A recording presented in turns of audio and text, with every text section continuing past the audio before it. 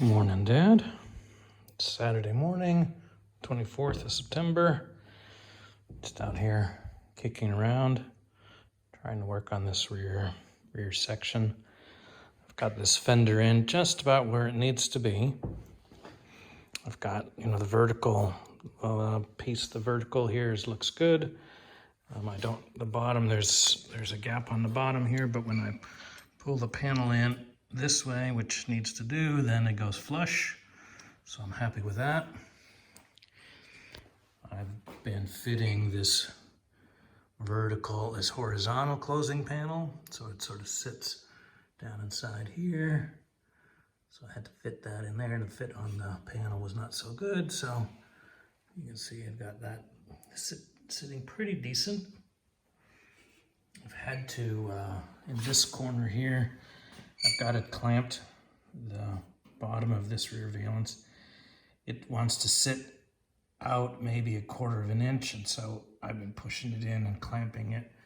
I need that 1/4 inch to make the flush fit at the end. But that looks okay now. When I spot weld it, I'll just have to make sure that I get to the same place. All the way across here looks okay. All the way across here looks okay. Fit on this corner is good. So what remains here is I need to finish welding down in here. I did a relief cut across here to try to get some better shape. I need to finish that. I need to do a little hammer and dolly work here to get that a little bit better. I haven't done any dressing other than grinding the weld off, but it looks okay.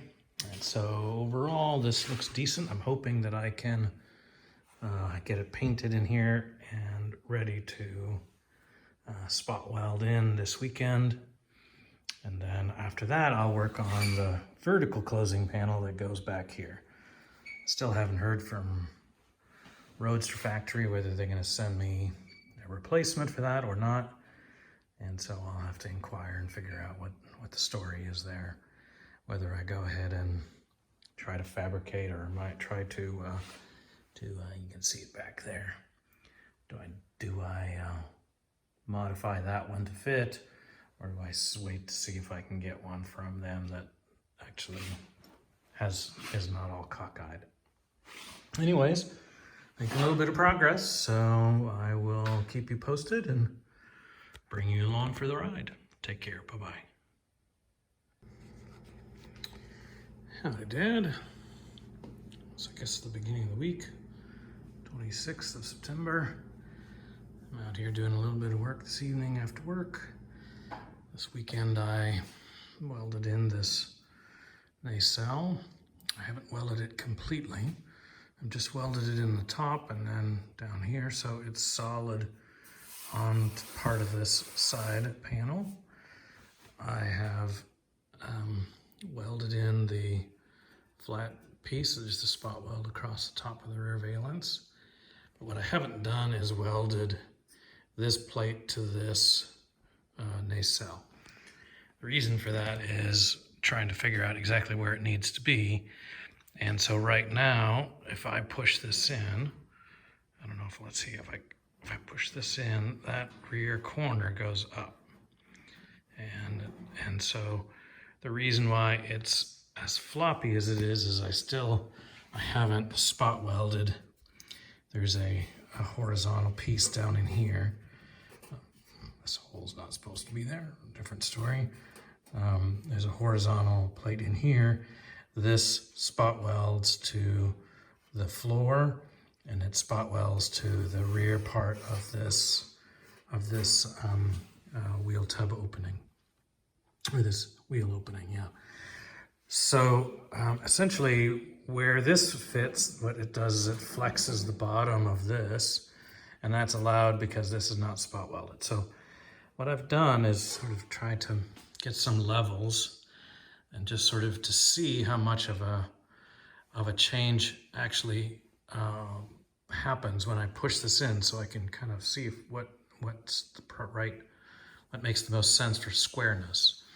So I've measured the diagonal from that corner there to here, and I've measured the diagonal from that corner to here. And they're close-ish. They're not within a 1/4 inch or so. And this corner here compresses a little bit. It gets a little bit shorter, closer to square when I push this in, but not very much. It's like maybe a 1/16 of an inch, so that's not very much at all. But it does go up more than it goes this way. So when I put the square on, I don't know if you can see that over here, that square is just a little bit off, and it's off with the passenger side being a little high. And so I don't know if you can see that, but if I push this in, it now actually goes and is much closer to level across the back. So you probably can't see that real well, but I can. So I think that's the right thing to do. Is what I expected. I expected all of this to sort of have relaxed when I took this corner piece off. So I think what that means is that I'll now be able to push this in and just spot weld in and as it needs to be, and where I think it should be, and that actually will now sort of square up this rear part. I'm still a little bit confused with how the body is sitting on the chassis. It looks pretty square as far as the space between this vertical and this rear part. It looks about the same on both sides. I suppose it's possible that they're not even the same size. I should actually measure that. And but if you look here in terms of where the rear piece here sits on the chassis versus the other side, it's not the same. And so I don't quite remember off the top of my head which way it is. But if I go to the front and I look where the front mounting points are, you can see that the driver's side front, it's a little floppy, which kind of makes this tricky, but you can see that the front end is sort of shifted towards the right.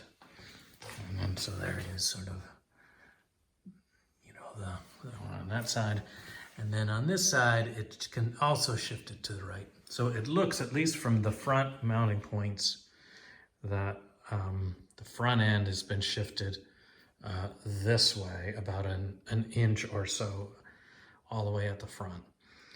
When I go and I look to see how the mounting brackets or mounting bolts are on the floors, they're kind of all over the place. So it's really hard to tell, where am I close to where I need to be. All the floors need to be redone anyways. So I'm just trying to, I'll make some more measurements down in here to make sure that these are actually the same and I'm measuring the same thing in terms of how it sits on the chassis. Otherwise I can just push the body over. So one of the things that needs to go in here is there's a support bracket that welds to the side of this tire tub, and it mounts onto the chassis here. There's a little square angle piece, and so it needs to be right so that you can have a bolt go through, and this bolt needs to line up through here, through that hole in the pass through there, and the same on the other side, and they don't quite align.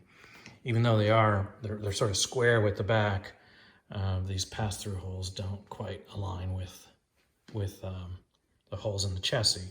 Now the distance to hole hole is the same on the chassis as they are on the rear valence, so I've got that part right, but it just doesn't seem to be sitting on the chassis just right. So first things first, I'm gonna sort of lock this down now that I know that part's okay, and then I'm gonna spot weld here and spot weld on the other side so that the rear part of this is now a lot more solid.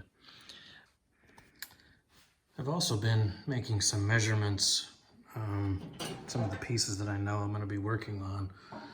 And so one of the things that I know I want to or need to do is to replace these drip channels. They're all rusted out, and you can see these are all Swiss cheese. And so if I just look at the flange here, this flange is 28 millimeters from here to here, it's 25 there, and then 20 up at the top. On this side though, it's quite a bit shorter. It's 22, 23 there, 22, 21, 21 up here. And so it's quite a bit less deep here on this side. So, you know, I was actually measuring my level from the top of this, which is where your fender sort of mounts to the side here. So I don't, you know, it's a bit, I don't know if I think it's quite arbitrary, but where I'm taking my measurement from, but that is where I'm taking my measurement from, you know, from here to here when I'm looking at level. But these are different, and I need to come and bring the boot lid that I have and set it in here. I've done that once before, but I wasn't really looking super carefully. I want to see whether it sits proud on the side or it's hollow on this side because this is now deeper, or, you know, these weren't, even though these were pulled together in a jig at the factory, you know, they just made it work. And so, you know, it was production, manufacturing. So, you know, I'm not fussed about it, but I just want to make sure that I get it so that the panel and that rear boot lid fits nicely. It fits well the way it's supposed to fit. Gaps look good and so on.